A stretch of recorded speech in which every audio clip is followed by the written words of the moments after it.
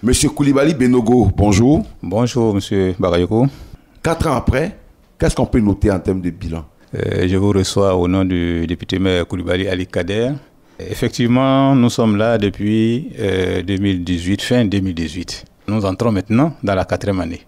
Donc 3 ans après, nous pouvons dire que Mbengue est parti d'un point A et est arrivé à un point B. Au plan de l'école, quand vous parcourez le département, vous trouverez que l'école est présente partout, dans les villages. Et nous avons certains campements même qui ont des écoles. Je pourrais dire que tous les villages ont des écoles. Et ça, c'est vraiment grâce à l'arrivée du pouvoir de Alassane Ouattara, que nous remercions, que nous félicitons. Nous ne cesserons jamais de lui dire merci, parce que l'école, c'est vraiment le fondement de tout développement. À côté de cela, il y a aussi la santé. Le nombre de centres de santé dans les villages a totalement progressé. Un véritable satisfait à ce niveau, surtout que le plateau technique de l'hôpital de Mbengue, qui est passé en hôpital général, le plateau technique a été relevé. Aujourd'hui, nous avons la chirurgie, nous avons l'ophtalmologie, nous avons les ORL et tout. Sur le plan de l'hydraulique villageoise, dans la commune, nous avons 13 pompes à motricité humaine. Et ces 13 pompes fonctionnent parfaitement. Et chaque fois qu'il y a des pannes, on remédie à ça rapidement. Nous avons un château d'eau. Le premier château d'eau qui est en fonctionnement est devenu obsolète parce que la population a augmenté. Et au jour d'aujourd'hui, il y a un deuxième château d'eau qui est en construction. Il reste à raccorder et à faire la mise en route et à livrer à la population.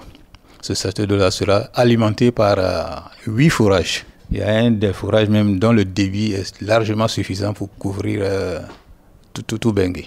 Mais en plus de cela, il y a 7 autres forages qui vont être raccordés à ce château-là. Le problème de pénurie d'eau ne sera qu'un vieux souvenir. Sur le plan de la sécurité, en Mbengue, ici, nous avons la gendarmerie. Nous avons un commissariat. Nous avons une brigade de sécurité rurale. La douane, les services de trésor sont représentés. Et comme nous sommes un département frontalier du Mali, la brigade de sécurité rurale est une brigade mobile et permet à la population de vaquer tranquillement à ses occupations. Donc l'un dans l'autre, sur le plan social également, il y a beaucoup de choses qui ont été faites.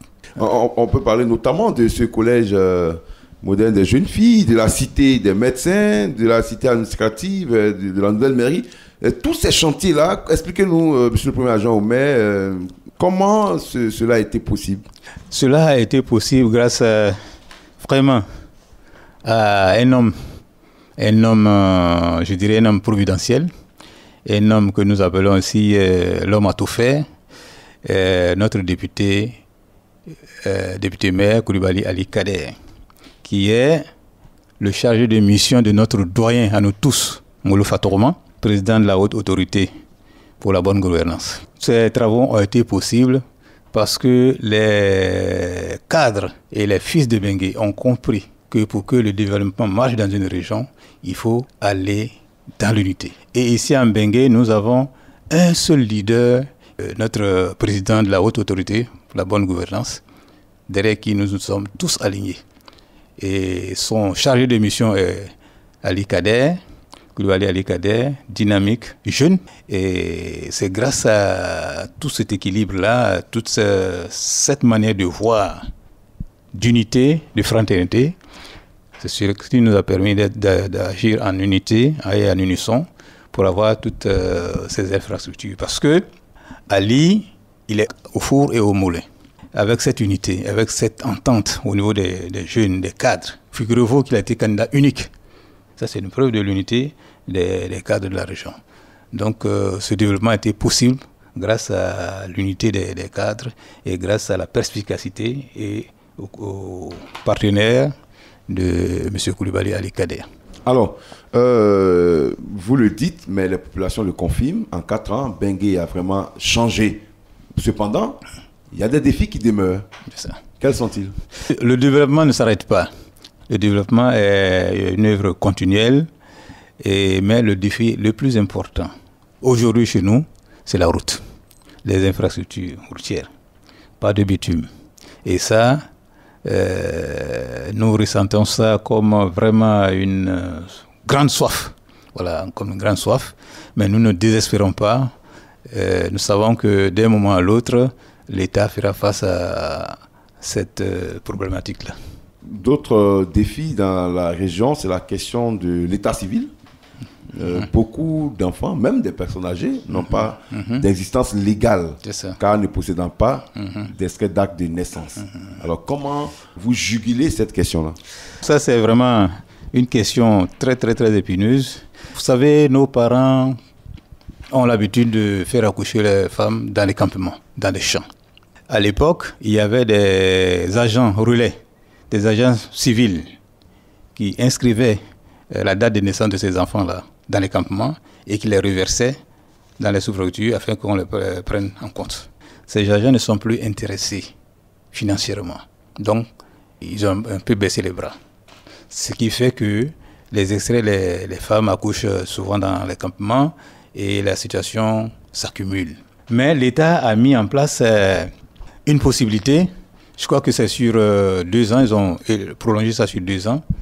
Il suffit de venir à la mairie pour ceux qui sont dans la commune ou à la sous-préfecture pour ceux qui relèvent de la sous-préfecture et de déposer une réquisition. Vous déposez une réquisition avec les témoins, le maire signe, on envoie à la justice de Kourougo, la justice entérine ça et ordonne qu'on inscrive dans les registres, dans nos registres, c'est la liste de ces enfants-là. Et chaque jour, nous recevons les parents et nous inscrivons beaucoup d'enfants. Et en tout cas, l'activité se passe très très bien. Les parents viennent avec les extraits et nous établissons ça pour eux après avoir reçu l'autorisation de la justice de Kourougo. On le sait, la Côte d'Ivoire, par sa frontière nord, a quelques soucis avec les attaques terroristes. Mbengue est à 30 km de la frontière. On a la frontière elle-même qui est fermée depuis quelques temps pour cause de mésentente entre la CEDEAO et le Mali. Alors comment est-ce que vous ressentez tout cela? Nous ressentons ça avec un peu de douleur. Parce que quand une frontière est fermée, elle est fermée à la fois pour nous et pour les autres. Bon, donc les transactions qui se faisaient par le passé, en termes de vivrier, en termes de bida et autres, s'arrêtent. Et c'est pourquoi, au jour d'aujourd'hui, aussi à Bengue, si vous allez sur le marché pour avoir de la viande de bœuf, c'est difficile. C'est difficile. Le Mali qui nous approvisionnait ne vient plus avec de bœuf. Et les pâturages que nous avons ici, certains éleveurs préfèrent aller vendre à Abidjan parce que là-bas, les bœufs se payent mieux, à bon prix par rapport à ici.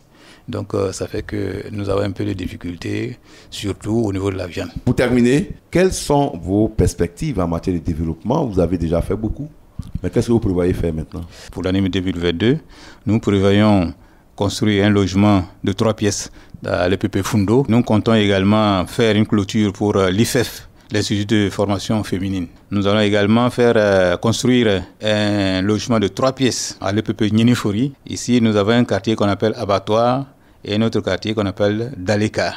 Ces 2 quartiers-là ont besoin d'une extension du réseau électrique. Cela a été mis au programme des opérations de cette année. Nous avons un bâtiment de 3 classes, plus un bureau à construire à l'EPP Ngolo Fatoroma. Nous avons également la construction d'un alocodrome municipal. Vous savez qu'ici, il y a beaucoup de fonctionnaires et les fonctionnaires sont habitués à la vie d'Abidjan. Nous voulons créer un cadre dans ce sens-là pour leur permettre de se sentir chez eux. Nous avons également la construction d'un bâtiment à usage de pharmacie et de bureau d'entrée à l'hôpital général de Bengue. Et pour finir, le reprofilage lourd des voies de la commune d'environ 20 km. Monsieur Coulibaly Benogo, merci.